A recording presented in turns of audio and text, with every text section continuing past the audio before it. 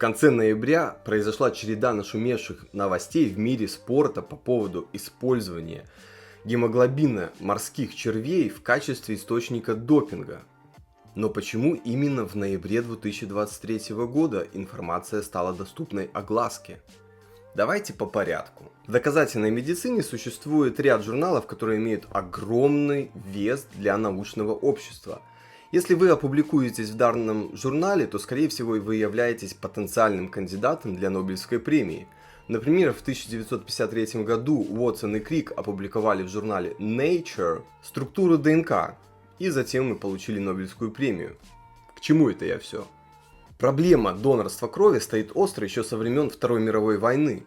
Так, в 1966 году в том же журнале Nature ученые опубликовали статью, доказывающую то, что из червей можно выделить гемоглобин, молекулу, которая переносит кислород, и ее возможное использование у людей. То есть ученые еще тогда пытались найти аналоги для донорской крови человека.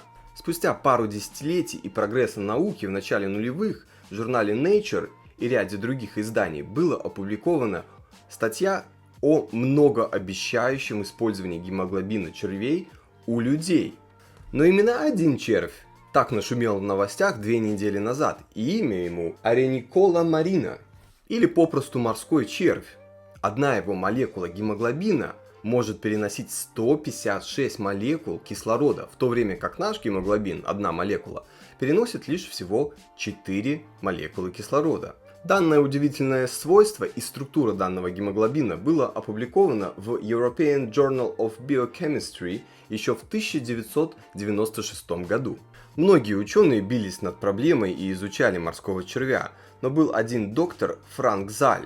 Именно он увидел, что гемоглобин морского червя во время опытов не вызывал аллергических реакций у лабораторных животных, хорошо переносился ими, обеспечивая достаточную газотранспортную функцию крови, быстро нормализуя основные функции дыхательной и сердечно-сосудистой систем, и что всего 10 грамм очищенного гемоглобина данного червя, разведенного в дистиллированной воде, заменяет до 450 грамм крови человека. В 2007 году доктор Заль запатентовал свое открытие и создал стартап Хермарина, который занимается разведением морских червей на собственной ферме во Франции.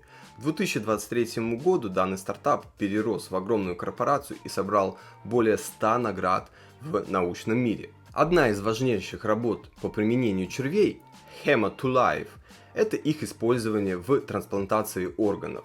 Гемоглобин червей помогает сохранить донорский орган свежим и тем самым увеличить успех пересадки. Именно данное применение червей и их гемоглобина было запатентовано и разрешено к использованию и применению у людей в 2015 году. Канал-то о спортивной физиологии, к чему тогда велосипедисты? А к тому, что у доктора Заля есть еще одно исследование, а именно использование червей для переливания крови, то есть вливанию гемоглобина червей в организм человека и, соответственно, увеличению транспорта кислорода в организме. Данное исследование не допущено к использованию у людей. Доктор запатентовал также это исследование и назвал его Hemocarrier, то есть переносчик гемоглобина. Во время ковида к доктору начали поступать заявки от велосипедистов Гранд-тура с вопросом о возможной покупке данной методики. Ну и мой коллега оказался таки порядочным человеком и сразу слил этих велосипедистов полиции Франции и ВАДА, антидопинговому агентству. Казалось бы, ну вот и все, ребятки-то, ВАДА знает об этом и может, соответственно, выявлять случаи допинга. Но не все так просто, ведь гемоглобин червя является очень коварным допингом. Период его полураспада в организме очень короткий, что затрудняет его, конечно же, выявление в организме. Гонщиков, конечно же, тестируют после финиша на допинг, однако не сразу после финишной ленточки, а после финиша, заминки, возможного подиума. И то есть, если гонщик применил ровно до старта этот допинг, то спустя 4 часа его практически невозможно обнаружить уже в крови.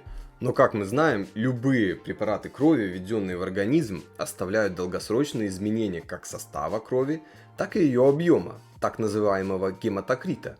И ведь гонщиков тестируют и вне гонок, дома, ночью, в ресторанах. В общем, ВАДА может прийти в любое время дня и ночи к вам, тем самым составляя так называемый биологический паспорт атлета. Биологический паспорт является на самом деле одним из самых мощных оружий ВАДА в борьбе с допингом. Неоправданное изменение параметров является достаточным сигналом для того, чтобы поставить велосипедиста под подозрение в применении допинга и даже в явно очевидных случаях перейти к санкциям. Ну и тут, черви победили, так как их гемоглобин не вызывает изменений гематокрита либо состава крови, в отличие от, например, введенного человеческого гемоглобина, либо аналогов бычьего гемоглобина. Возвращаясь в период пандемии, доктор передал гемоглобин червей ВАДА для дальнейшего исследования, и лишь в октябре 2023 года в журнале Drug Testing and Analysis были опубликованы методы, позволяющие антидопинговому агентству обнаружить следы гемоглобина червей в организме спортсмена. Окно обнаружения зависит от дозировки. Если атлет балуется малыми дозами, то после введения спустя 4 часа его практически невозможно определить.